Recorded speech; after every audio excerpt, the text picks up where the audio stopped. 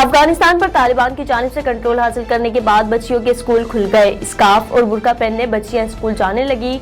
Qatar में कायम तालिबान के सियासी दफ्तर के तर्जुमान सुहेल शाहीन ने सोशल मीडिया पर एक वीडियो शेयर कर दी, जिसमें स्कार्फ और बुर्का पहने लड़कियों को स्कूल जाते हुए देखा जा सकता है। वीडियो के साथ सुहेल शाहीन ने पैगाम में लिखा है कि नए अफगानिस्तान में स्कूल खुल गए हैं। ख्याल रहे कि अफगानिस्तान में तालिबान की जानिब से कंट्रोल हासिल करने के बाद कोई खदशा जाहिर किया जा रहा था कि शायद वो बच्चियों और लड़कियों के लिए तालीम के दरवाजे बंद कर दें। ताहम तालिबान की जानिब से लोगों पर जोर दिया जा रहा है वो मुल्क छोड़कर ना जाएं और अफगानिस्तान की तामीर नो में अपना किरदार अदा करें।